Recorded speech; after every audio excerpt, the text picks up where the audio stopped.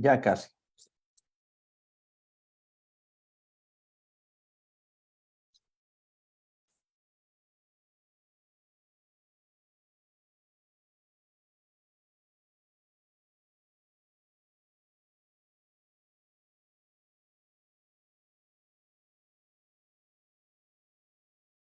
Muy buenos días. La Universidad Nacional Autónoma de México, la Facultad de Estudios Superiores Acatlán y el Seminario Permanente de Paleografía y Diplomática les dan la más cordial bienvenida a la videoconferencia de la doctora Jessica Ramírez Méndez, intitulada La participación de Pedro Moctezuma en la conjura de Martín Cortés. Le damos la bienvenida a la doctora Jessica Ramírez Méndez y le voy a pedir de favor a Eric que nos haga favor de hacer la presentación. Adelante, por favor. Claro que sí. La doctora Jessica Ramírez Méndez es doctora en Historia por la Facultad de Filosofía y Letras UNAM, profesora investigadora en el Centro de Estudio de Historia del Colegio de México, miembro del Sistema Nacional de Investigadores. Ha sido investigadora en la Coordinación Nacional de Monumentos Históricos del INAH. Es docente en el propio Colegio de México, en la Facultad de Filosofía y Letras de la UNAM y en el posgrado en la ENA. Sus líneas de investigación específicas son las órdenes regulares en los reinos de la monarquía católica, siglos XVI y XVII, nodos urbanos, siglo XVI, conceptualización metodológica y divulgación del patrimonio cultural. Estas líneas las ha conjuntado en una general que es la organización socioespacial de los nodos urbanos modernos del siglo XVI y sus resignificaciones en el presente como patrimonio cultural. Bienvenida, doctora. Bueno, pues le damos la bienvenida a la doctora Jessica Ramírez Méndez. Y Jessica, bienvenida. ¿Puedes, está activado tu micrófono? Sí. No. Adelante. Ahora sí. Es que me estaba ahí como cancelada. No sé, no podía, perdónenme, pero aquí estoy escuchando, por supuesto. Pues muy buenos días a todos. Muchas gracias por acompañarnos, pero sobre todo también por la invitación al profesor Miguel Ángel Cerón. Agradezco muchísimo que me invite a este espacio, por supuesto, a compartir pues un poco de esta investigación que cabe decir pues sigue en marcha. Es algo que he estado trabajando los últimos 2 años y bueno, pues quiero platicarles un poquito parte de los retos a los que me he enfrentado y por supuesto mucho más centrado en lo que nos convoca el día de hoy, que es la necesidad de acercarnos a la documentación, hacer una paleografía eficaz, eficiente, y de hecho lo que tengo que decir es que el título, más allá de unos problemillas que hubo ahí con una letra, en realidad es una provocación. Me interesaba mucho que tuviera las cursivas, ya veremos por qué, ¿no? Es un poco un cuestionamiento, un poco una pregunta, esta participación de Pedro Moctezuma. Decidí, la verdad es que da un poco de nervios estar aquí en este seminario, sobre todo cuando ponga alguna cosa, elegí un documento para que lo podamos ver, porque ya los veo corrigiéndome ahí la plana de alguna letra o alguna cosa así, lo cual, bueno, pues viene muy bien. Sobre todo, justamente, porque la provocación y por lo que he estado trabajando esto es porque tengo la impresión, hasta donde voy, que dada una mala paleografía y tal vez un mal análisis, digamos, documental, específicamente de una de las fojas de este expediente, que es el que he estado trabajando, pues es el que puede o no llevarnos, digamos, a conclusiones un tanto, pues no sé si tan certeras, ¿no? En la interpretación y en la construcción histórica. Entonces, bueno, sin más, decidí estructurar esta charla en 3 momentos muy pequeños, muy concretos, también para dar paso a las preguntas. por un lado, me gustaría presentarles pues las fuentes a las que me he acercado de manera general, ¿no? Ver esta variedad, digamos, a la que podemos acercarnos. En un segundo momento vamos a ver quienes no lo conocen o quienes sí, pues ya podrán después hasta ayudarme, digamos, en la reconstrucción biográfica de este personaje, o sea, quién es Pedro Moctezuma, ¿no? ¿Por qué acercarnos a él? ¿Por qué a mí me ha llamado la atención? ¿Y por qué me ha atrapado de manera contundente? Y por último, pues vamos a cerrar con su participación concursivas en la conquista, digo, en la conjura, perdón, de el Marqués del Valle o de Martín Cortés, como también se le conoce. Entonces, bueno, voy a compartir pantalla para dar paso a algunos elementos que me gustaría pudieran observar. Vamos a ver, vamos a compartir PowerPoint, compartir. Yo creo que ya lo ven, ¿verdad? ¿Lo ven bien? Sí, Jessica, perfectamente. Muy bien, muchas gracias. Pues bueno, como decía, lo primero es acercarnos a la diversidad de las fuentes. Cuando, como muchos de ustedes sabrán, digo, sé que el seminario en esta ocasión está sobre todo, si no mal recuerdo, enfocado al siglo XVIII. Seguramente muchos de ustedes pues se han acercado al siglo XVI, ¿no? De manera general solemos acercarnos al siglo XVI, pero como de la mitad para adelante, ¿no? En los últimos años ha habido un interés fundamental en acercarse, digamos, a la primera mitad del siglo XVI, en este periodo de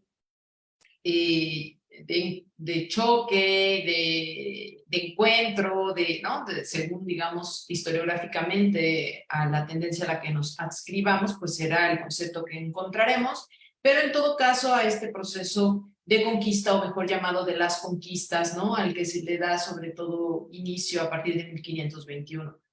Muchos estudiosos pues se han centrado en ver el antes y el después, digamos, en este gran proceso que tendría como inicio por lo menos los primeros años del siglo XVI, ¿no?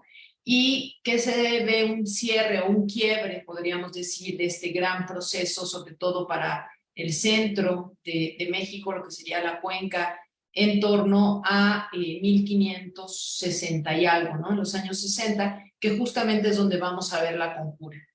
¿Por qué les digo todo esto? Porque en este gran periodo, digamos, en estos prácticamente 60 años, 50 años, ¿no? Media centuria, contamos con una diversidad de fuentes, aunque pocas, ¿no?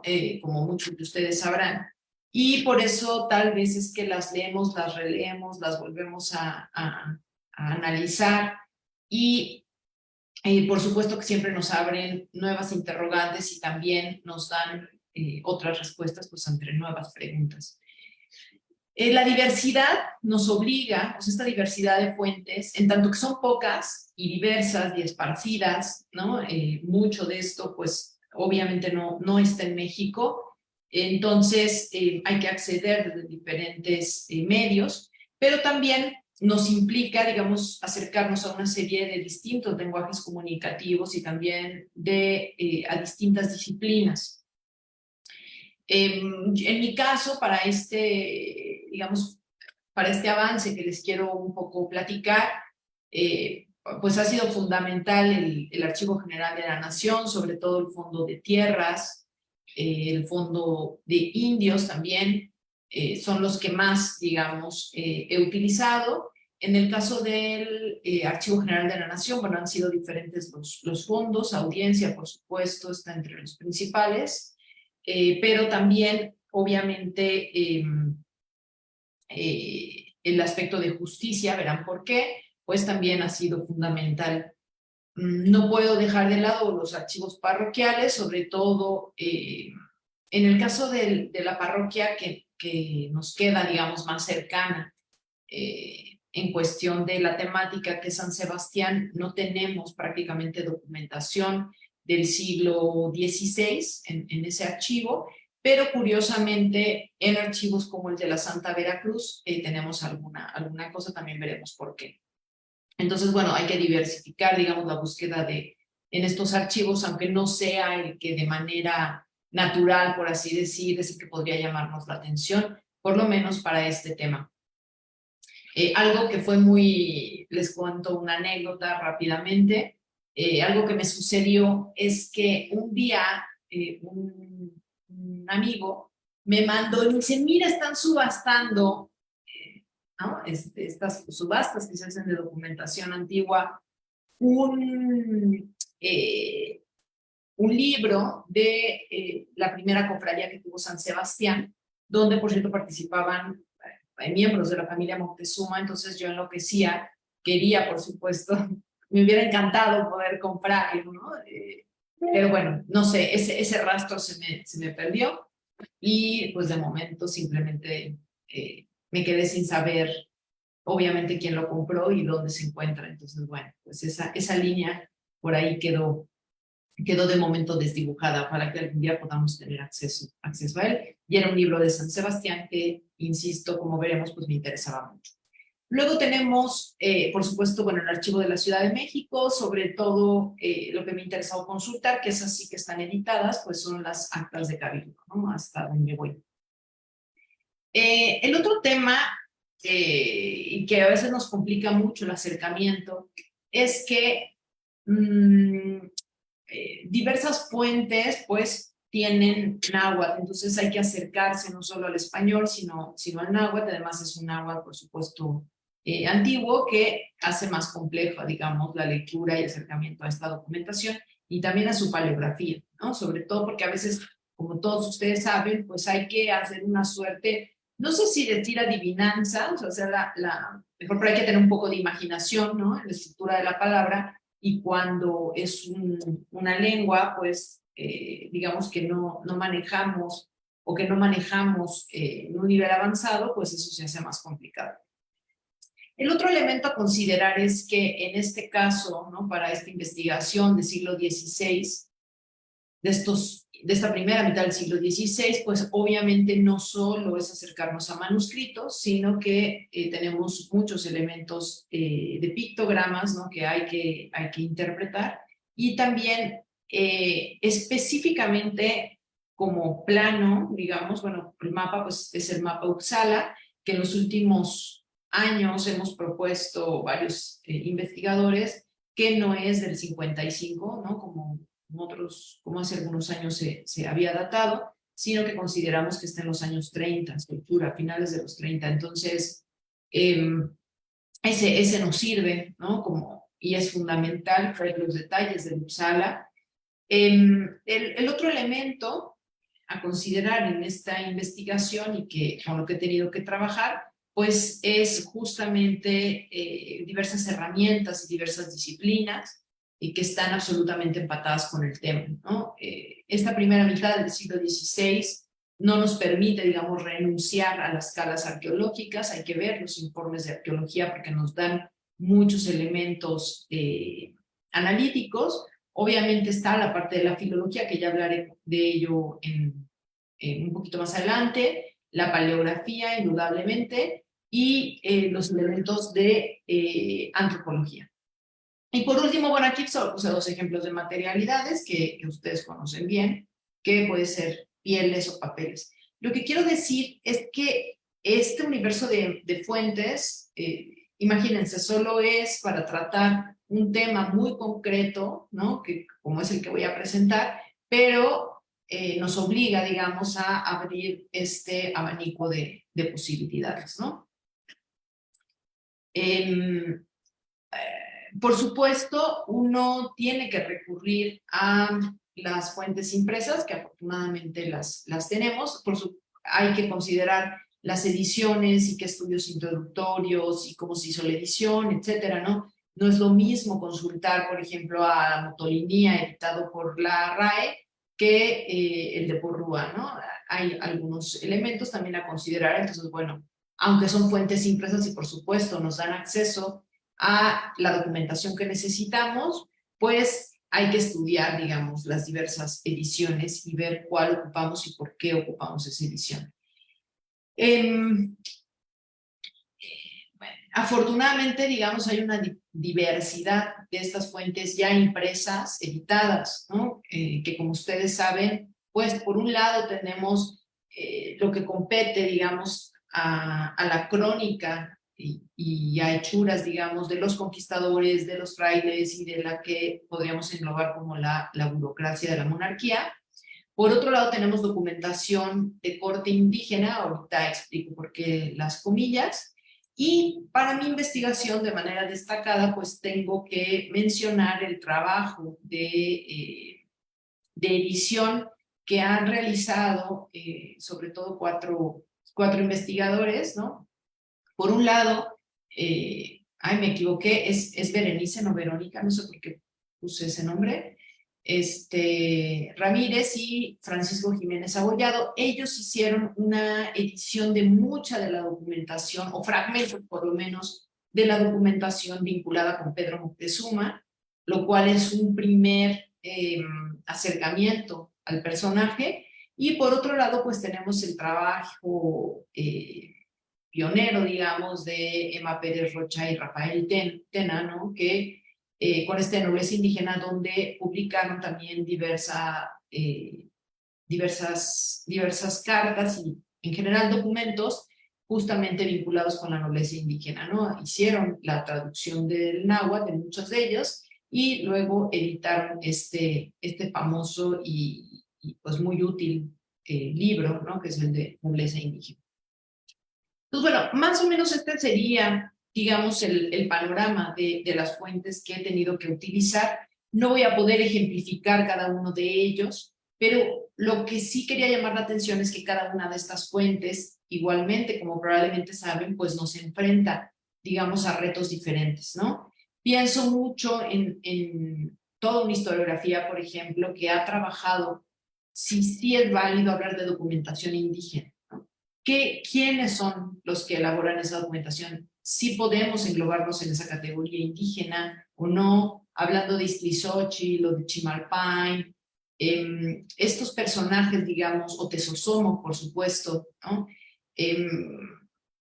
Pues ya tienen, digamos, otros sesgos, digamos, que podríamos, o otra interpretación histórica que no es, por supuesto, por más que queramos entenderla así, pues esa visión que podríamos llamar previa a la conquista, ¿no? Ellos ya están absolutamente involucrados en ese mundo y es por eso que ha habido una historiografía que ha querido, digamos, destacar la necesidad de acercarnos a estas fuentes sin estas etiquetas de documentación española, documentación indígena, ¿no? Tenemos algunos textos o algunas cartas elaboradas, digamos, por lo que podría caer en la categoría de españoles, pero que en realidad se criaron, ¿no? En la Nueva España y que entonces igualmente tienen otra visión del mundo. Al final de cuentas, nosotros analizamos, escribimos e interpretamos a partir de nuestros marcos mentales, ¿no? Del desarrollo, digamos, de nuestra propia vida. Podemos ver unas cosas y no podemos ver otras, ¿no? Tal vez el ejemplo más socorrido en estos casos es pensar por qué los esquimales pueden ver muchos más blancos de los que nosotros solo podemos ver uno, ¿no? Lo catalogamos como blanco. Bueno, tiene que ver con estos marcos mentales. Entonces, ¿qué quiero decir con esto? Que cuando nos acercamos a, digamos, la crónica de los frailes, ¿no? No podemos simplemente decir y etiquetarla de esa forma, sino que tenemos que hacer un análisis muy concreto de esas fuentes, o este ha sido mi caso. Todo esto que les estoy diciendo, digamos, lo vamos a aplicar en el ejemplo que les traje para darnos cuenta cómo, pues, es difícil etiquetar, es difícil encasillar y que más bien tenemos que justamente trabajar a los personajes, quienes escriben, quienes nos dan la información. Obviamente, como también seguramente lo han visto, pues, para quién se dirige el documento, en qué expediente está el documento, y un gran etcétera, ¿no? Todos estos elementos de quién lo produce y para quién se produce, ¿no? Es decir, el emisor, el receptor, tener un panorama claro también nos da luces de mucha de la información que nos están mostrando y también nos da luces de la información que no nos están mostrando. Y esto es lo que va a pasar en el caso de la conjura, que además, pues la historiografía igualmente se ha polarizado, ¿no? Algunos hasta dicen, bueno, no existió la conjura como tal, otros sí. Entonces, ¿dónde nos ponemos nosotros? Es a partir justamente o en un primer momento de la crítica que podemos hacer de estas fuentes y del trabajo que podemos hacer desde su emisión hasta pues eso, la dirección que tienen. Bueno, por otro lado, digamos, el panorama de fuentes ya de por sí es complicado, ¿no? Y de eso se trata, ¿no? Si no, pues no nos divertiríamos tanto. Pero también tenemos pues todas estas historiografías renovadas que nos implican y que nos ponen sobre la mesa una serie de elementos analíticos distintos a los que podríamos considerar. Es decir, si yo estudio solo la conjura, como de hecho hay muchos estudios, ¿no? La conjura en el propio momento en el que sucedió, ya, por ejemplo, Torquemada, ¿no? En la monarquía indiana ya está haciendo referencia a esta, o Solórzano también. Entonces, es decir, desde el día 1 se está escribiendo en torno a la conjura, ¿no? ¿Cuáles son los elementos analíticos que yo tengo hoy, digamos, a disposición? Pues tiene que ver con estas nuevas historiografías y estas nuevas propuestas. Yo para este trabajo tomé mucho de estas historiografías contrapuestas entre justamente la categoría de indígena y español, que ya comenté de manera muy breve en su momento. Este otro, ¿no? Que habla de la conquista y que más bien atiende a la idea de hablar de, como hoy, digamos, historiográficamente se habla de la nueva historia del... Primero se hablaba de la nueva historia de la conquista, pero hoy se habla de la nueva historia de las conquistas, ¿no? En tanto que no podemos hablar de una sola, o cuál es esa conquista, ¿no? La caída de México Tenochtitlan no significó la conquista de la Nueva España, como todos sabemos. El otro elemento a considerar tiene que ver con, por ejemplo, aquel estudio y trabajo, ¿no? de Robert Ricard hace pues ya prácticamente, ya nos vamos a acercar al centenario, ¿no? Cuando fue eso una tesis. Pues hoy ya se habla más bien de conversiones fluidas. No me voy a meter tanto en eso porque el caso de la conjura es un poco distinto, pero al hablar de Pedro Moctezuma sí tendremos, y tengo, y he tenido, digamos, que atender esta nueva categoría que tiene que ver la conquista al final, ¿no? Hacia alusión, digamos, a una cierta actitud pasiva por parte de los grupos, de los diversos grupos indígenas, y pues hoy más bien se habla de resistencias, de negociaciones en diversos rangos, digamos, ¿no? Así como hubo elementos muy violentos, pues hubo también elementos de consensos, ¿no? Y entonces ese espectro, digamos, y estas nuevas respuestas, en gran medida, quienes abrieron esa puerta, pues es este grupo historiográfico que se ha englobado en la nueva filología, ¿no? Que muchos de nosotros conocemos y que tendrían como uno de sus puntos inaugurales, pues la gran obra de Lockhart, ¿no? Por supuesto que es decir, involucrar la documentación llamada, ¿no? Lo pongo entre comillas, indígena, y poder contrastarla y sobre todo complementar las visiones con lo que ya se había trabajado antes, que tiene que ver con documentación española, ¿no? De hecho, yo creo que un ejercicio que resulta muy rico para entender estas nuevas preguntas es si uno un día se pone a leer a Gibson y al otro día lee a Lockhart, entonces vemos, ¿no? Cuáles son, digamos, estas propuestas y cómo cada uno bebió de documentación distinta, y entonces verlos a los dos nos permite tener un panorama, digamos, más amplio, ¿no? De este gran proceso, insisto, en las conquistas. El otro elemento analítico que por supuesto está presente es la idea de las monarquías policéntricas. en gran medida quien lo trabajó y lo abordó y lo ha seguido abordando, pues es este grupo de Red Columnaria, ¿no? ¿Por qué nos interesa lo de monarquías policéntricas? Pues porque, como el nombre lo dice, hace alusión a atender diversos centros, ¿no? No existe una cabeza y desde la cabeza se emana, digamos, del poder, sino que más bien tendríamos que hablar de un gran sistema, de una retícula, ¿no? Con diversos centros desde donde se ejerce el poder desde estos diversos centros con diferentes irradiaciones, por supuesto, ¿no?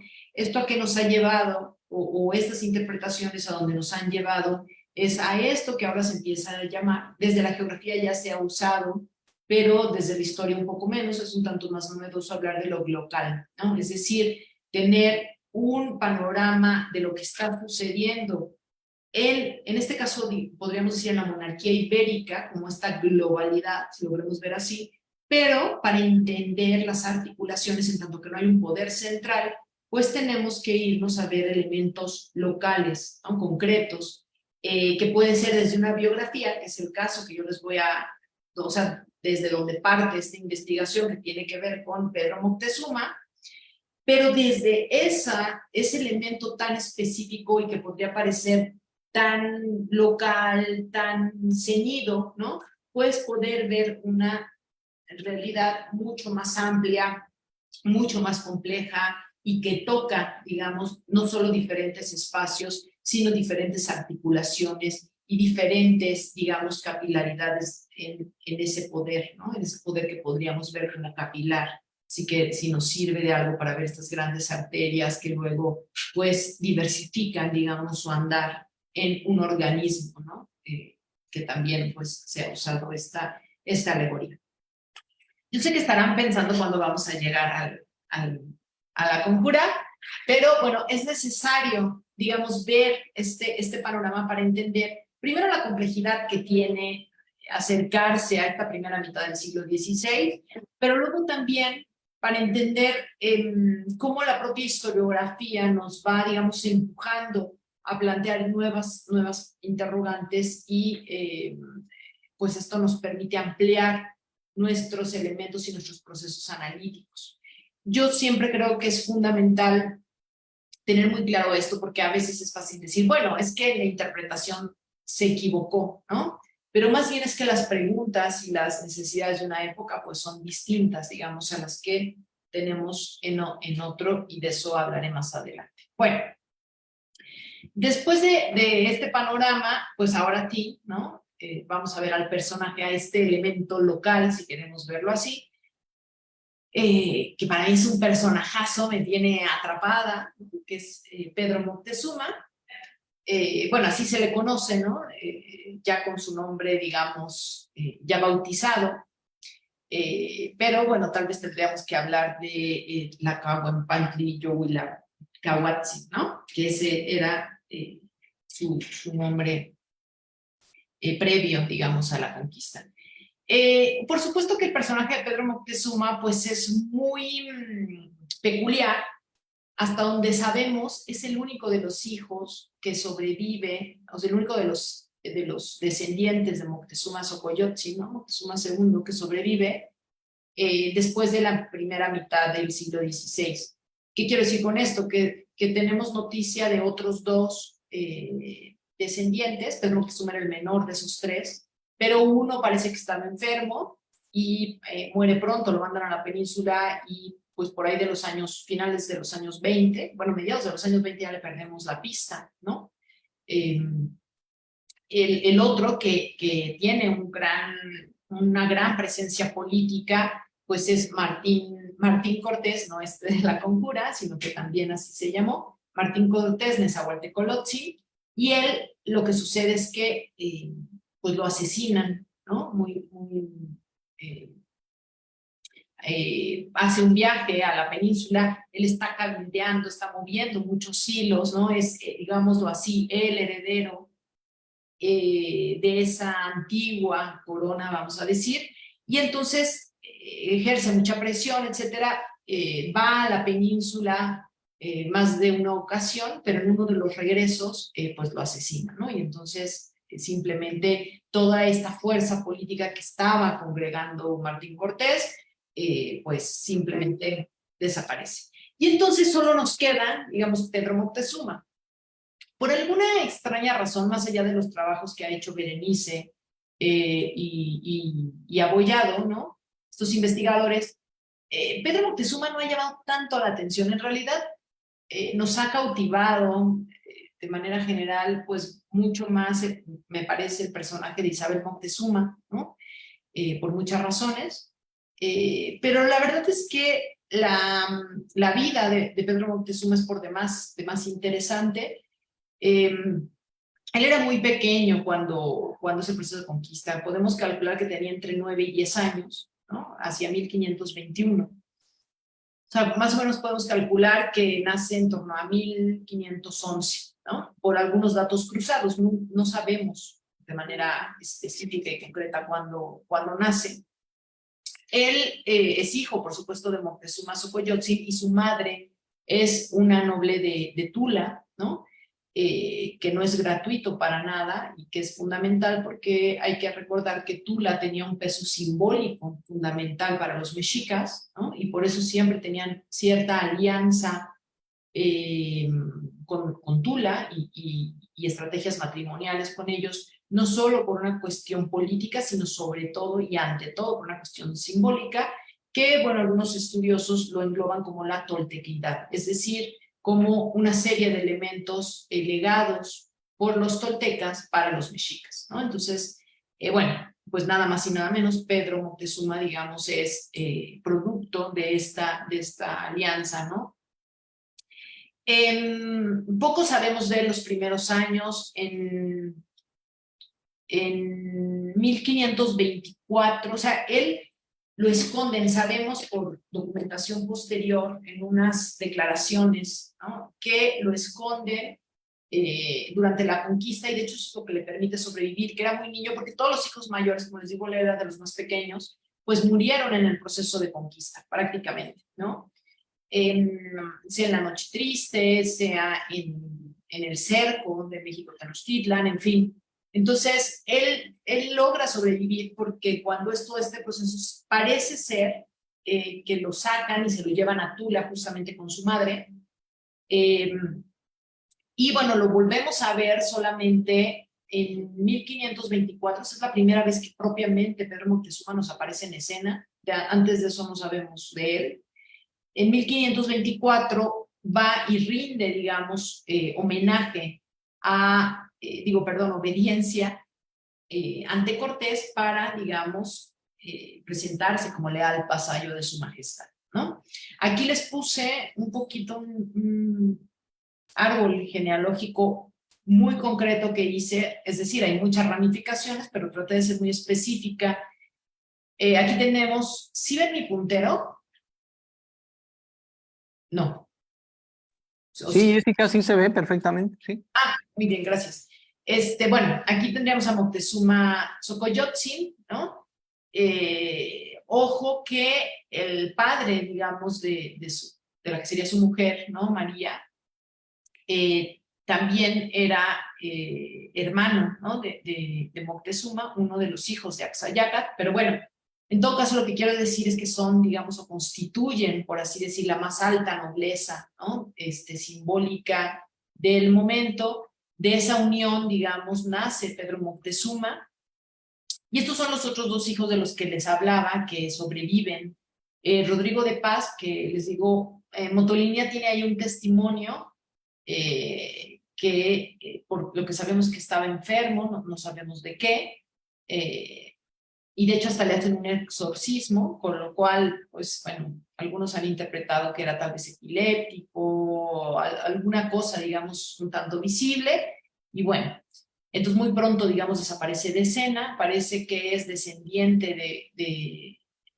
de Tenayuca, y por otro lado, pues está Martín Cortés Nezahualtecolotzin, que tiene mucha actividad y que es descendiente de Moctezuma con una noble, digamos, de Texcoco. Bueno, ya regresaremos a esta parte, pero me gustaría que la vieran, que es las diferentes mujeres que sabemos, digamos, de Pedro Moctezuma, ¿no? Inés, Francisca y Magdalena, de los cuales va a tener diversos hijos, de hecho son bastantes más hijos, pero yo puse los dos que van a tener mucha presencia, digamos, y cabida bueno, en este proceso, ¿no? Ahí se ve un poco mal la imagen, pero pues justamente les decía que en 1524 Pedro se presenta ante Cortés y es bautizado. He sugerido que probablemente lo bautiza Fray Pedro de Gante y que de hecho de ahí toma el nombre, ¿no? Que era muy común, por cierto, ¿no? Y entonces se bautiza como Pedro Moctezuma. Esta imagen, que es un recorte de un catecismo, estos nombres se pusieron después, los nombres de abajo, pero es interesante porque ponen justamente dice ahí, ¿no? De Gante y aquí Don Pedro, ¿no? Entonces, justamente como en este sentido de dándole, digamos, la bendición, este fraile a Pedro Moctezuma, ¿no? Pues Cortés, bueno, aquí tiene que ver, y también hay que llamar la atención sobre de eso, que normalmente cuando se habla de, bueno, fue la conquista, la caída de México, Tenochtitlan, y pensamos que Tenochtitlan era como una única cosa, ¿no? O sea, como que en ese islote, digo, sin contar Tlatelolco, englobaba, digamos, una realidad única, ¿no? Y por supuesto, por eso hablaba yo de la arqueología y los diferentes documentos, lo que tenemos que considerar es que este islote estaba formado por muchos barrios que sí tenían gobiernos propios, ¿sí? Por supuesto que todos al final rendían, digamos, al gobierno un tanto, digamos, ahí sí centralizado, ¿no? Que sería el Tlatoani, el Huaytlatoani, ¿no? En ese caso Moctezuma II, pero, digamos, la organización previa a la conquista es por diferentes barrios que además luego se van a suborganizar, digamos así, en parcialidades. En realidad son 4, ¿no? Esto de que solemos hablar de las diferentes visitas que fundan los franciscanos, que va a ser Santa María Cuepopan, San Juan Moyotlán, San Sebastián Atzacualco y San Pablo Teopan, pues es una construcción, digamos, posterior, ¿sí? Entonces, lo primero es, hay que dejar de pensar que ese Tenochtitlan era una unidad. ¿Por qué es importante? Porque cuando Pedro se presenta ante Cortés, Cortés conoce un poco, digamos, de esta suborganización. De hecho, sabemos que había una nobleza que coordinaba y que gobernaba cada uno de los cuadrantes, ¿sí? Y digamos, la familia Moctezuma, desde antes de la conquista, tenía digamos, su nobleza, ¿no? Su familia estaba sentada en el barrio de Atzacoalco. Entonces, cuando Pedro se presenta ante Cortés, Cortés le cede ese cuadrante a Pedro Moctezuma, ¿sí? Le cede el cuadrante de San Sebastián Atzacoalco y de hecho, muestra de eso, aunque no tenemos documentación, es que cuando los franciscanos, de nuevo, ¿no? También decimos, bueno, los franciscanos fundan 4 visitas, pero no es que todas se hicieran en un año, ¿no? No es que llegaron los franciscanos en un año. Ahora tenemos visita en los 4 cuadrantes. Fue un proceso también de años y los franciscanos lograron, digamos, poner visitas en estos 3 barrios, a excepción de Atzacoalco. En Atzacoalco van a lograr poner su visita, van a poder meterse, por así decir, hasta los años 30. ¿Sí? Y vamos a ver por qué se vincula totalmente con todo este tejido y todo este escenario que les quiero plantear para poder entender lo de la conjura. Bueno, entonces le asigna San Sebastián Atzacoalco, pero en 1528 se lo lleva con él y junto con otros nobles a la península. Uno de los elementos fundamentales, más allá de presentarlos ante el rey, pues es que se eduquen, ¿no? Parece que está en un convento, Pedro Moctezuma, ahí se educa, está un rato cerca de la corte y al final, pues, después de 2 años regresa, ¿no? Ya, digamos, con estos elementos. En 1530, pues ya tendría en torno a 20 años y le dan la gubernatura de Tula, ¿no? lo nombran gobernador de Tula. Aquí tenemos el primer problema con las fuentes, ¿no? Mientras la relación de genealogía y linaje, este documento del que estaban detrás, digamos, los franciscanos en este Chura, dicen que ahí lo que dice este documento es que los principales de Tula mandan, digamos, llamar a Pedro Moctezuma para que gobierne Tula, ¿no? Que le toca, digamos, dentro de esta línea sucesoria por parte de su madre, porque además el gobernante pues murió, ¿no? Y dejó a su hijo pequeño, pero también el hijo pequeño murió. Entonces, digamos que lo mandan llamar. Pero a la vez tenemos otro documento de los pobladores en una queja, cuando vamos a ver que lo echan de Tula, pero en esa queja lo que dicen es, y lo cito literal, los religiosos del dicho pueblo lo nombraron contra la voluntad de los naturales de él, ¿no? O sea, lo que dicen es, nosotros no lo mandamos llamar, o sea, los frailes nos lo impusieron, ¿no? No sabemos, o sea, no sabemos, Pedro, al final si fue llamado por los pobladores o si son los franciscanos quienes lo imponen. Lo que sí sabemos es que es Sebastián Ramírez de Fuenleal quien, digamos, autoriza este nombramiento. Pedro se va a gobernar Tula y yo considero o he llamado la atención en que me da la impresión que en agradecimiento, digamos, a ese nombramiento, que es muy importante para Pedro, es que Atzacoalco va a llevar el nombre o la advocación de San Sebastián, ¿sí? Más allá de ser una de las basílicas romanas, como las otras advocaciones, pues por Sebastián Ramírez de Fuenleal y esta relación con San Sebastián Atzacoalco. Porque de hecho la fundación de la visita franciscana en Atzacoalco va a ser justamente cuando, o la primera vez que la encontramos mencionada en las actas de Cabildo, es después del nombramiento de Pedro como gobernador de Tula, ¿no? Está más o menos como gobernador de Tula hacia los años 31, parece que se va a Tula, y en 39 lo expulsan. No sabemos por qué lo expulsan, esa es otra de las grandes interrogantes. Lo más que hemos encontrado en la documentación es que fue depuesto y exiliado por sus delitos y sus excesos que hacía e hizo, ¿no? Así dice el documento. No sabemos qué sucedió. Tengo la impresión, falta estudiar un poco más el asunto, que claro, al ser parte de la nobleza tampoco era tan fácil ventilar, digamos, esos delitos y esos excesos, ¿no? Estamos hablando del hijo, ¿no?, de Moctezuma, que además para ese entonces pues ya se le había reconocido como tal, ¿no? O sea, hay un reconocimiento por parte del rey como este descendiente del otrora Tlatoani, ¿no?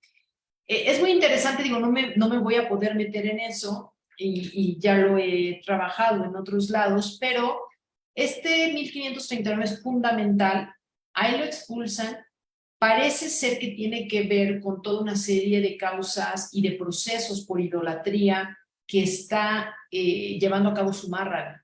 Hay que recordar que de hecho es en 1539 cuando se hace la ejecución de don Carlos, el cacique de Texcoco, ¿no? Este proceso inquisitorial que llama mucho la atención, ¿no? Y hasta el rey se asusta, digamos, pues porque se condena, digamos, y se ejecuta, ¿no? A un cacique, parte, digamos, de la nobleza texcocana. Yo he llegado a considerar que posiblemente esos excesos y esos delitos de los que se habla de Pedro tienen que ver en algunos sentidos con que Pedro no aceptó el cristianismo, es decir, el bautizo era un pacto, ¿no? Pero no es que él siguiera, digamos, de manera muy cercana elementos cristianos como lo van a hacer otros nobles indígenas. Por eso es tan difícil englobar, ¿no?, y encasillar. Pedro va a ser un personaje muy interesante porque lo que sabemos, por ejemplo, es que él se hacía acompañar de sacerdotes, ¿sí? Digamos, de su antigua religión, lo que podría considerarse su antigua religión. Él, para San Sebastián, cuando ya regresa a vivir a San Sebastián, patrocina la fiesta del palo volador, ¿no?, que tiene obviamente toda su liga con una religiosidad mesoamericana, en fin. O sea, tenemos muchos elementos donde, bueno, ¿qué más? Por eso les enseñé el árbol genealógico. Él sigue ejerciendo la poligamia, ¿no? Y hay que pensar que la poligamia, más allá de si muchas mujeres o no, tiene que ver con generar redes de poder, que era así como se generaban estos vínculos, digamos, en época previa a la conquista española. En fin, o sea, Pedro no renuncia a, aunque estuvo en el viejo continente, digamos, un tiempo, y aunque tuvo mucha influencia y él era pequeño, parece ser que él está mucho más cercano a una serie de elementos y tradiciones mexicas, digamos, que españolas, ¿no? Pero, y de hecho algo que es muy sintomático es que Pedro no se había casado, ¿no?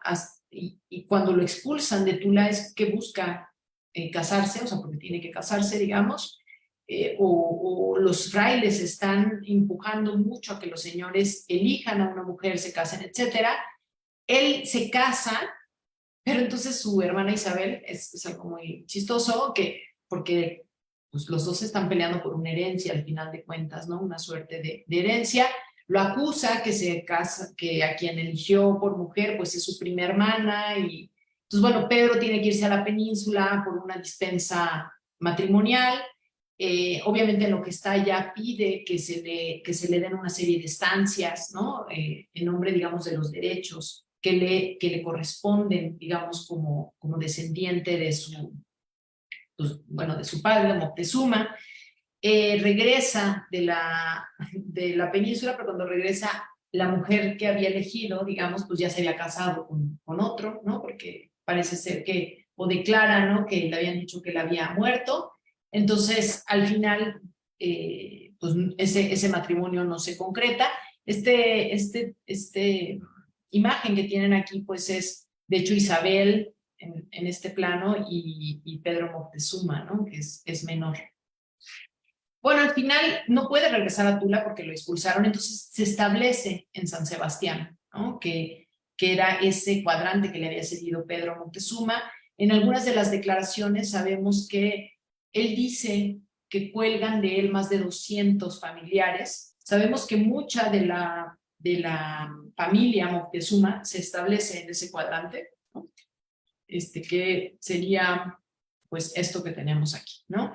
Y las casas de Pedro Moctezuma estaban, dicen, detrás de la ermita que fundan los frailes. Esta es la ermita, ¿no? El puntito negro que ven en este lado.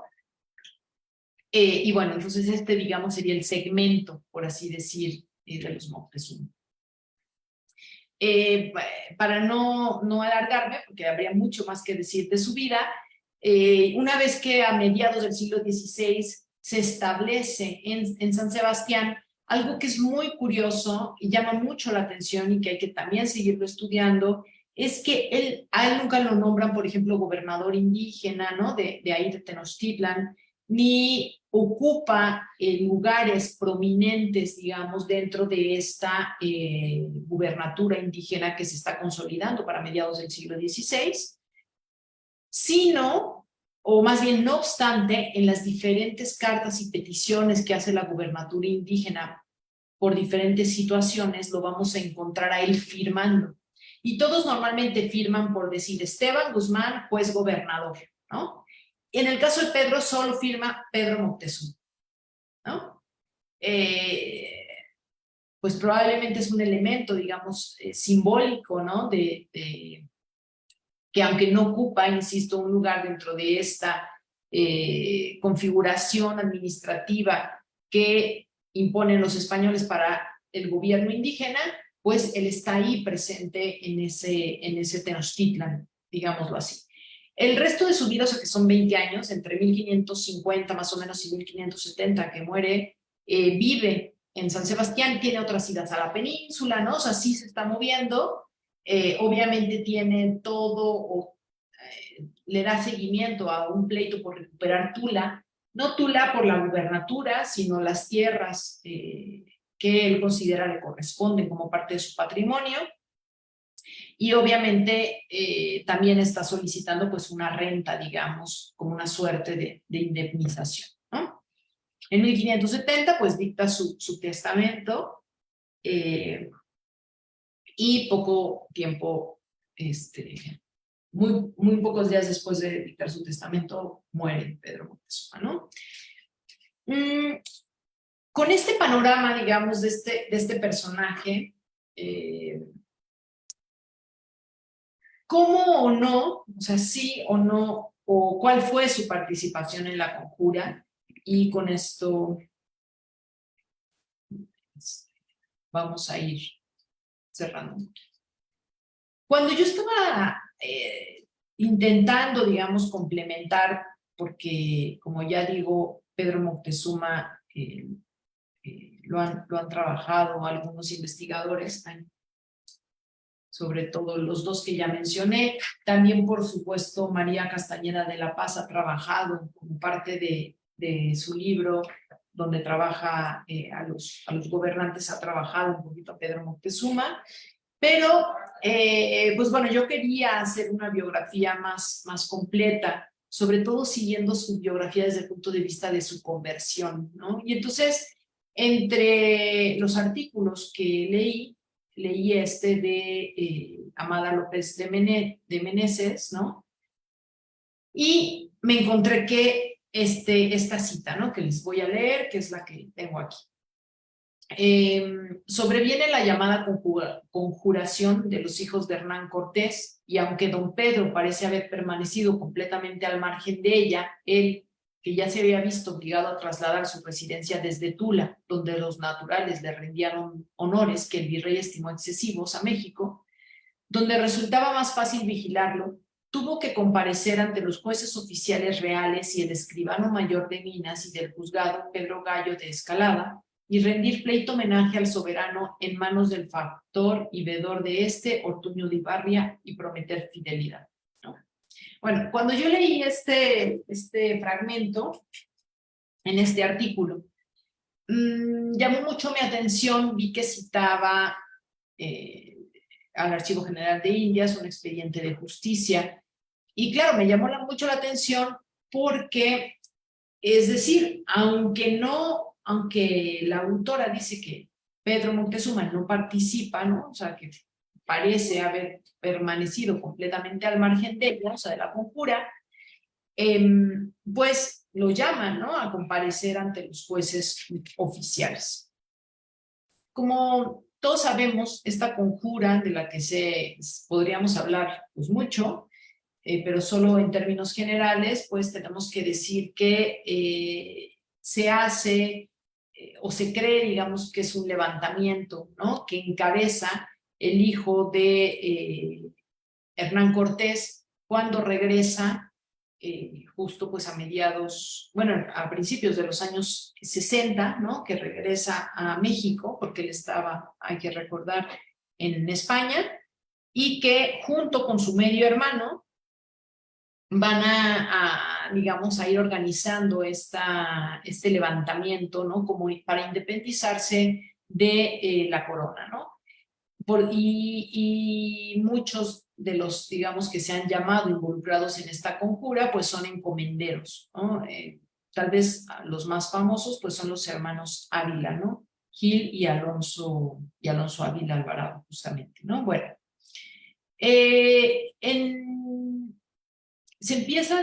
se descubre esta conjura, y digo se supone porque, como ya les decía yo, hay una historiografía que sostiene que sí hubo tal conjura, hay otros que dicen que más bien era una forma, digamos, de terminar, o más bien de paliar el gran poder que tenían hasta ese momento los encomenderos. Otros dicen que sí hubo una suerte de organización, pero que no llegaba a querer como esta independencia de la que se ha hablado. En fin, tenemos muchas versiones. Hay muchos documentos que cabe señalar en torno a la conjura. No es un expediente único, eso lo hace más difícil, ¿no? Y entonces, pues, es curioso porque hasta donde yo sé, no hay un estudio que recoja, digamos, o que haya podido recoger la gran cantidad de expedientes, declaraciones, etcétera, que se hacen en torno a la conjura. Tenemos, por supuesto, una parte, digamos, editada, ¿no? Pero solo es un fragmento, digamos, de este gran proceso que fue esta conjura.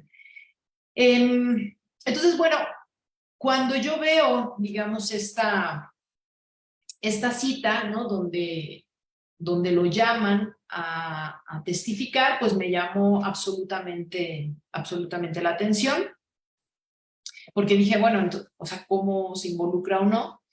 Hay que destacar, aunque igual no lo desarrolle, pero sí vale la pena traerlo a colación, que los años 60 son, por varios investigadores, los hemos considerado, digamos, un año donde termina, por así decir, una primera gran etapa de la conquista, ¿no? Del centro, digamos, e inicia propiamente un gobierno, podríamos llamar virreinal. Por supuesto que a esto se podría decir, bueno, claro, pero el primer virrey llega en el 35, sí, pero, digamos, hay una serie de organizaciones que solo se van creando y logran consolidarse, de hecho, hasta los años 60, ¿no? Tal vez uno de los más importantes a llamar la atención, pues es la llegada del visitador, ¿no? Jerónimo de Valderrama, por ejemplo, que va a lograr hacer que muchos de los que no tributaban, como era parte de la nobleza, como eran, digamos, diferentes elementos, miembros del grupo indígena, pues van a tener que tributar a la corona. Se habla que ahí es donde inicia el proceso, digamos, de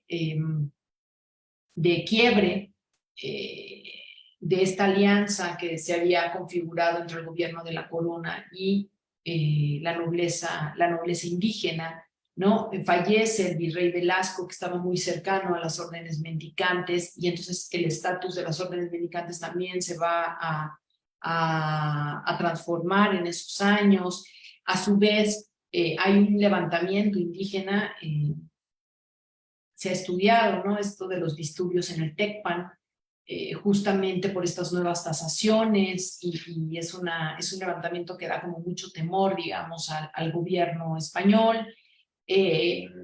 Luego viene un interín, digamos, en la gubernatura indígena, en fin, o sea, tenemos, obviamente es la entrada propiamente al gobierno, digamos, por parte de Felipe II, en cuanto a que va a reestructurar la forma en la que se había estado gobernando y cómo se había pensado el virreinato. En fin, los años 60 son, pues eso por decirlo en una palabra, pues un momento de quiebre. Y además cabe decir que, o cabe recordar que las leyes nuevas de los años 40 pues ya empezaban a causar sus estragos en los años 60, ¿no? Porque uno de los elementos fundamentales de las leyes nuevas, pues es que ya las encomiendas, pues solo se renueven, digamos, o tengan vida, digamos, ¿no? Con uno de los herederos y no sean, digamos, hereditarias en innumerables ocasiones, ¿no? Entonces, todos estos cambios van a generar mucho descontento. Tenemos descontento por parte del grupo, digamos, indígena, tenemos descontento por parte de los encomenderos, tenemos descontento por parte de los frailes, y entonces hay como una especie de un ambiente de mucha zozobra, de mucha incertidumbre. Otro de los elementos que está causando muchos estragos es que está este proyecto de ya no tener el gobierno indígena y el gobierno español, sino juntarlos en algo que se podría llamar como el proyecto de cabildo interétnico, que ha estudiado muy bien Rosen Rovira, y por supuesto que los indígenas ven en ello pues la pérdida de una serie de concesiones y de su propio gobierno, ¿no? Una de las cartas que les decía yo, donde Pedro se involucra, aunque no tiene, digamos, un título, digamos, o un cargo dentro de la ciudad, es precisamente una carta que mandan a la corona los diferentes gobernantes de los diferentes sitios de la cuenca, junto con el pues gobernador de aquí de México Tenochtitlan, que era Esteban de Guzmán.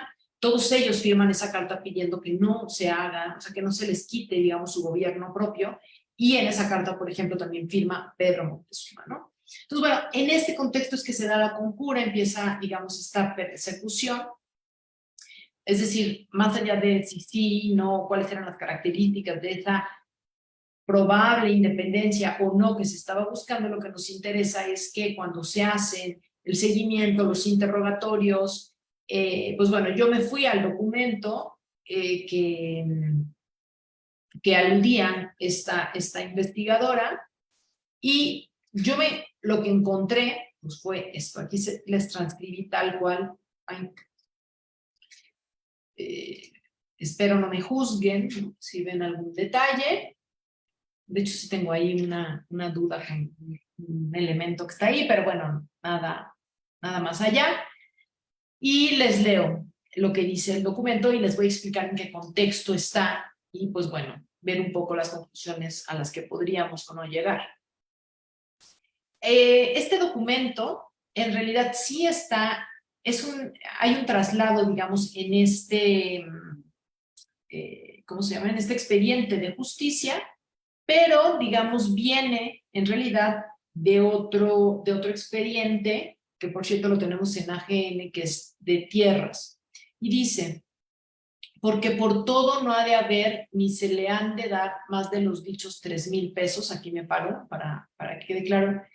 A lo largo de su vida, Pedro está pidiendo que se le den mercedes, ¿no? Estancias, digamos, una suerte de renta vitalicia, bueno, no vitalicia, porque también la quiere para sus herederos, poder fundar un cacicazgo que luego se va a convertir en un mayorazgo, en fin, ¿no? Y entonces, hacia los últimos años de su vida, en 1567, el rey al final le concede pues una renta bastante generosa que es de 300 pesos de oro de minas, ¿no? Y entonces, claro, una cosa era que te lo concediera el rey y otra cosa era pues, cómo te la pagaban acá en la Nueva España, ¿no?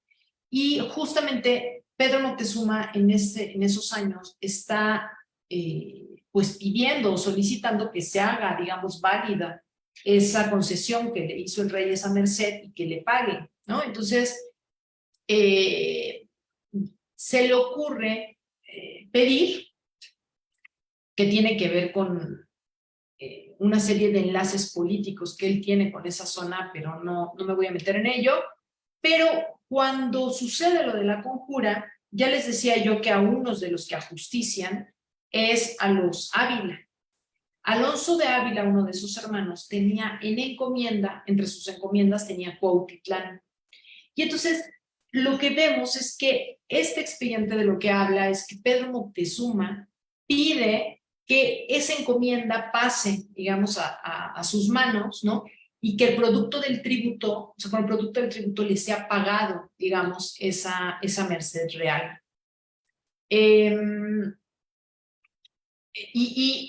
Y bueno, pues se corren una serie de investigaciones para ver más o menos a cuánto equivaldría el tributo de esa encomienda, y la otra, pues que no se pase, digamos, de 3,000 pesos, ¿no? Que de hecho eso es parte de lo que dice el documento. Dice, porque por todo no ha de haber ni se le han de dar más de los dichos 3,000 pesos del dicho oro de minas en cada un año en los dichos tributos.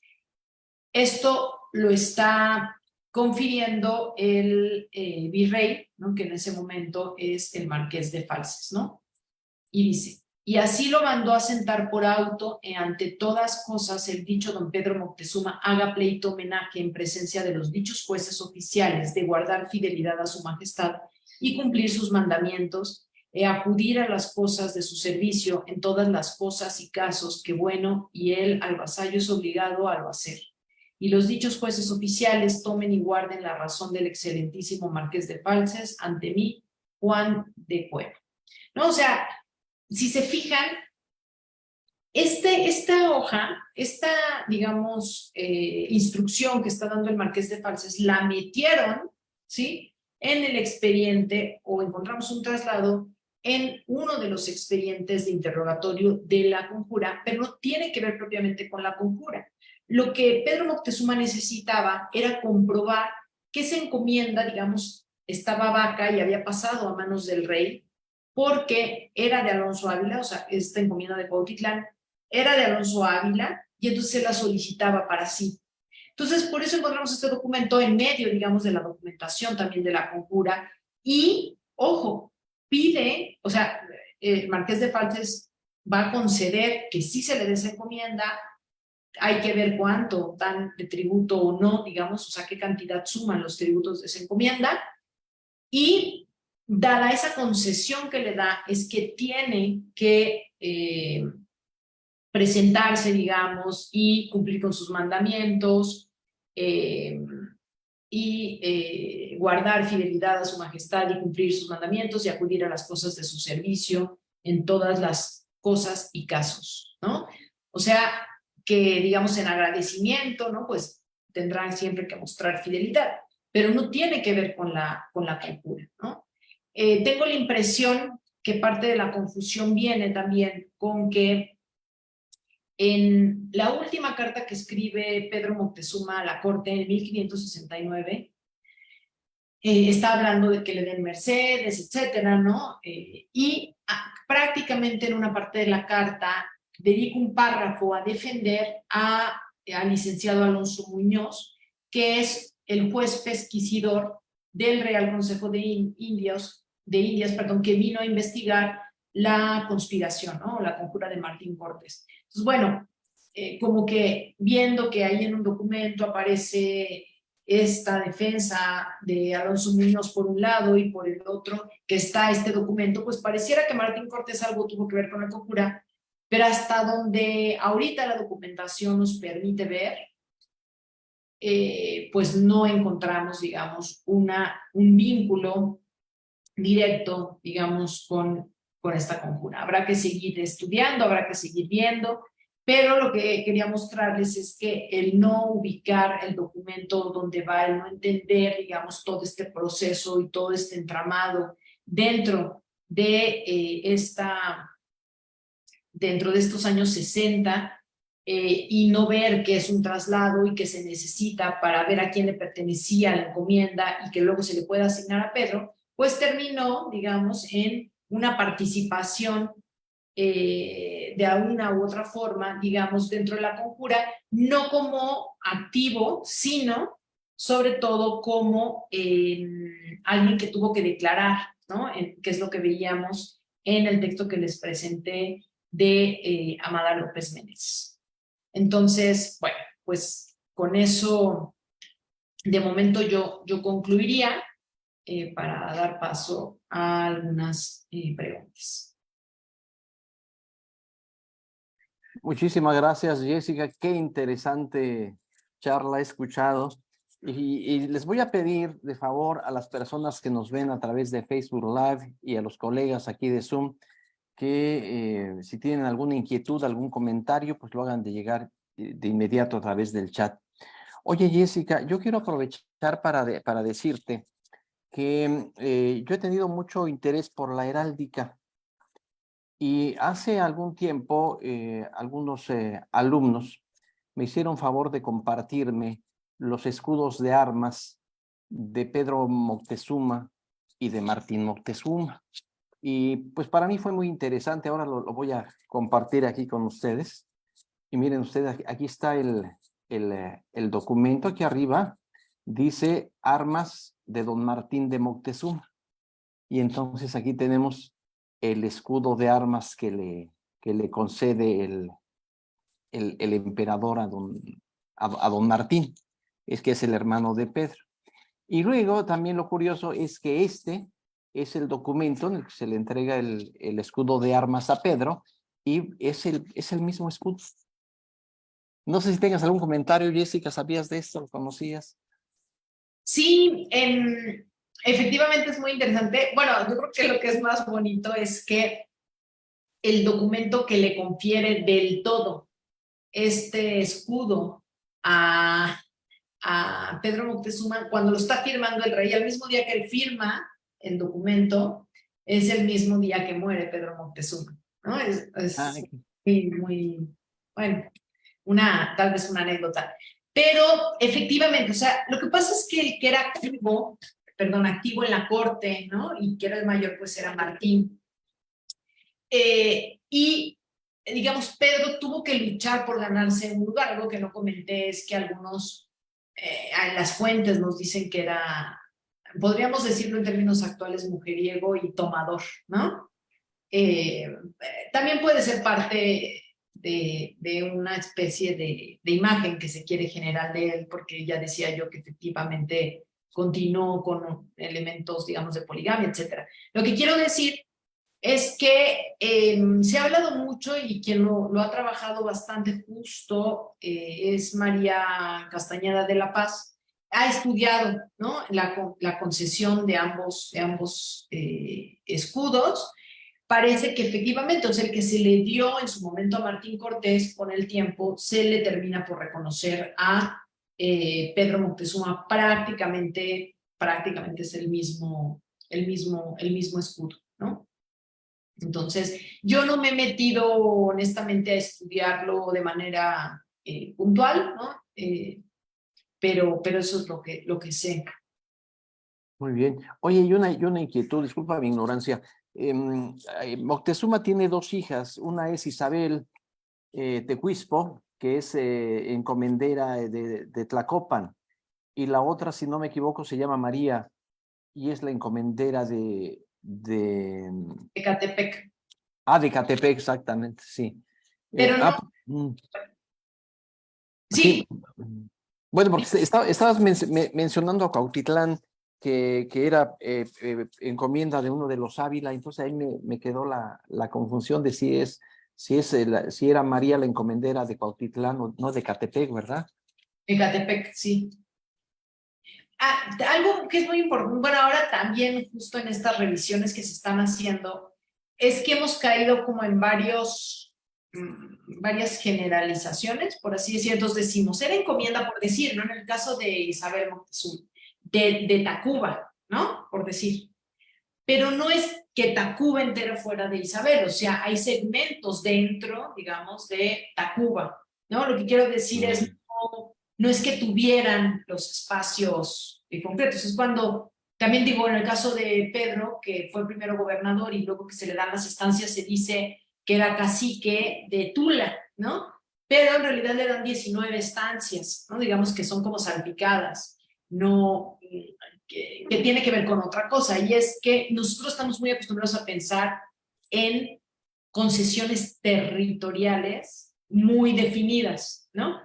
Pero lo que sabemos es que en época prehispánica, bueno, antes de la conquista, las concesiones eran más bien a partir de vínculos, con lo cual la territorialidad no era el factor decisivo, sino es con quién te casabas y ese señor, digamos, de qué área, ¿no? Más o menos era vinculante, digamos. Es diferente la concepción y por eso nos está costando trabajo cuando hablamos de era encomendero de tal, ¿no? O se le concedió estos espacios que tenía antes de la conquista, que eso lo vemos muy claro con Pedro, en el caso de Tula, pero no es que sean normalmente espacios continuos. Claro. Muy bien, pues muchas gracias, doctora. ¿Tenemos algún comentario, Eric?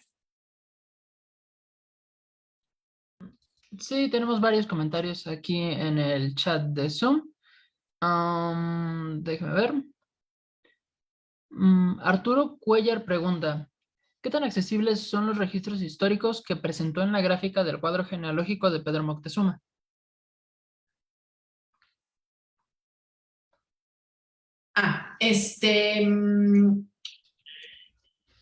O sea, las fuentes, ¿no? Para poder reconstruir ese árbol, ¿no? ¿Es lo que entiendo? Espero que sí. Ajá. No, en realidad hay que irlo construyendo de diferentes fuentes. Es más, seguramente o probablemente, si cotejamos este árbol con el de otro investigador, podría tener algunas diferencias, porque todos mencionan cosas distintas, ¿no? Es lo que, por eso me interesaba mucho hablar de la crítica de fuentes, ¿no? O sea, si yo me voy con Chimalpain, ¿no? Puedo encontrar algunos, digamos, de las mujeres, pero no se ponen de acuerdo. Por ejemplo, esta mujer que les comenté, que con la que se quiso casar, pero no se pudo casar porque Isabel lo denuncia, bueno, va, ¿no? Dice que no se puede casar con ella porque es su prima hermana. Unos dicen que es Inés de Tiquepán, que te los puse ahí en el árbol, ¿no? pero otros dicen que no es ella, o sea, que sí ella es su prima hermana, pero que es otra, digamos, ¿no? Entonces, lo que quiero decir es que esos árboles se conforman y hay que irlos armando, pues a partir de lo que dicen muchas fuentes. Ahora, ¿cuál es la gran ventaja? Que muchas de las fuentes que hablan de esta descendencia las tenemos y son fuentes editadas, ¿no? Y entonces hay que consultar a Tesosomo, principalmente la Crónica Mexicayotl, ¿no? Tenemos que consultar las obras de Chimalpain y vamos a encontrar ahí como esos elementos. Entonces, accesibles sí son, hay que reconstruirlo y tener como un conocimiento, o sea, ir buscando conocimientos aledaños que nos permitan discernir entre cómo hacer los enlaces de ese árbol. Eso sería lo complicado. Muy bien, gracias, doctora. ¿Algo más, Eric? Sí, Ramón Ortiz Pérez pregunta si se saben cuántos hijos aproximadamente tuvo Moctezuma. Supongo que Moctezuma el Tlatoani, ¿no? Moctezuma Xocoyotzin. En realidad no lo sabemos porque hay que recordar que tienen como una descendencia legítima, si lo podemos decir de alguna forma, y una serie de concubinas ¿no? Pero sabemos que por lo menos murieron 10, entonces, pues bueno, yo creo que eran bastantitos, ¿no? Bien, ¿algo más, Eric? Sí. Mariana Serkis Olson nos dice, gracias, doctora Jessica, por su presentación. Me encantó. ¿Puedo hablar un poquito más sobre la posición espiritual de Pedro y su relación con los sacerdotes mexicas? Sí, bueno, para quien le interese eso, hice un artículo, pero en concretito te platico. Sabemos cuando se hacen los procesos, se levantan los interrogatorios de los procesos por idolatría específicamente a don Carlos, a este cacique de Texcoco, que al final justician, que por cierto, esas sí las pueden ver, es maravilloso, los editó Luis González Obregón, ¿no? Y editó específicamente el caso de don Carlos en un libro. Cuando te están haciendo los interrogatorios, le preguntan, hay un personaje ahí que sale que lo están interrogando, y dice que don Carlos, un día no me acuerdo dónde es, creo que es Tenayuca, pero eso no me acuerdo bien, me puedo equivocar, pero el asunto es que ahí se reúnen varios, y entre ellos estaba Pedro Moctezuma. Dice, y Carlos, o sea, don Carlos decía que sí, que a él también lo habían educado los frailes, pero que no había por qué seguir esas enseñanzas, que había que apegarse a la enseñanza de los padres y no sé qué, ¿no? O sea, en realidad nos está llamando a no seguir, digamos, el cristianismo. Ojo que no lo está diciendo don Carlos, lo está diciendo un declarante en contra de don Carlos, ¿no? De hecho, cuando a don Carlos lo interrogan, dice que no es cierto, que nunca dijo eso.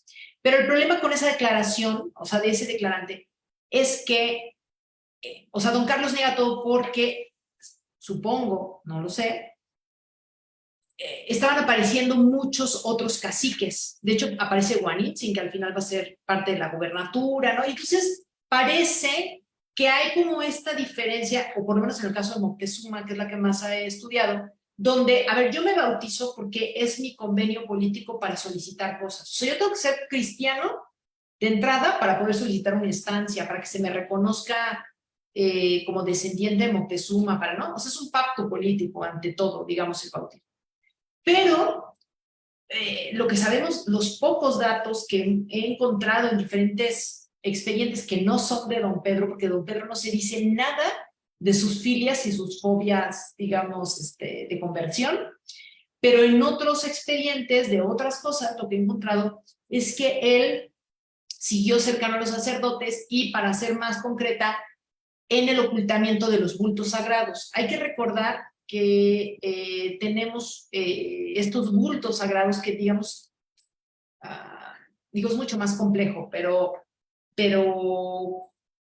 como que llevaban un poco el espíritu, digamos, de estos dioses, y entonces cuando es la conquista los ocultan y hay todo un seguimiento, digamos, para entender quién está ocultando esos bultos sagrados. Bueno, en esas también pesquisas sale a relucir, por cierto, también Pedro Moctezuma, y que en Tula se resguardaron un tiempo, ¿no? O sea, les digo, los hilos son, o sea, nos sale por ahí una hebrita nada más, ¿no? Solo nos queda inferir cosas, pero, pues bueno, es muy interesante, aunque no tengo, digamos, mayores datos como para poderte decir qué sacerdotes eran, ¿no? Solo, por ejemplo, entre esas declaraciones sale Pedro iba acompañado de sacerdotes, ¿no? Nada más. O como esto de los bultos, ¿no? El bulto, ¿no? Que parece que sí estuvo un tiempo en Azcapotzalco, ¿no? Y luego que lo resguardaron también en Tula. Sí, pero son algunos gestos documentales. Bien, algo más, Eric, creo que es todo, ¿verdad? Sí, aquí en Zoom ya es todo. Déjame ver si hay algún mensaje en Facebook Live. Dice Mariana Sarkis, Olson, gracias, me encanta. Cecilia Palestina dice gracias. Y pues gracias nada más. Muy bien. Pues doctora, muy agradecido que hayas aceptado dar esta conferencia aquí en el Seminario de Paleografía de la FES Zacatlán, doctora Jessica, muy amable. Y creo que ya no hay nada más, ¿verdad, Eric? No, nada más. Pues en general en Facebook Live mensajes de buenos días, saludos, excelente conferencia. Nada más. Correcto, muy bien. Mira, Jessica, entonces te voy a compartir esto que te haré llegar en su formato ya impreso a tus oficinas. Y esta es la constancia de tu charla. Dice la Facultad de Estudios Superiores Zacatlán, Sección Académica de Historia, otorga la presente constancia a la doctora Jessica Ramírez Méndez por haber impartido la videoconferencia La participación de Pedro Moctezuma en la conjura de Martín Cortés el viernes 8 de septiembre del presente. Por mi raza hablará el espíritu, Santa Cruz, Zacatlán, Estado de México, septiembre de 2023. Muchísimas gracias, Jessica. Por la Y invitación. sí, y yo te hago llegar de inmediato en su formato digital la constancia, pero en breve te envío también, tengo pendiente enviarte la carta que me pediste, ¿te acuerdas? El formato impreso te lo envío en breve junto con tu constancia. Muchísimas gracias y gracias a todos y todos por estar aquí. Bueno, poder compartir un poco de esto que le queda todavía un largo camino por recorrer. Sí, y es un magnífico ejemplo para que vean los alumnos de la importancia de la paleografía en el trabajo cotidiano de los historiadores. No le teman a la paleografía, acérquense a ello y verán que tendremos muchas sorpresas y muchas cosas interesantes. Bueno, pues yo me despido de los colegas que nos ven a través de Facebook Live. La Universidad Nacional Autónoma de México, la Facultad de Estudios Superiores Zacatlán y el Seminario Permanente de Paleografía y Diplomática les da las gracias. Que tengan muy buena tarde. Hasta pronto.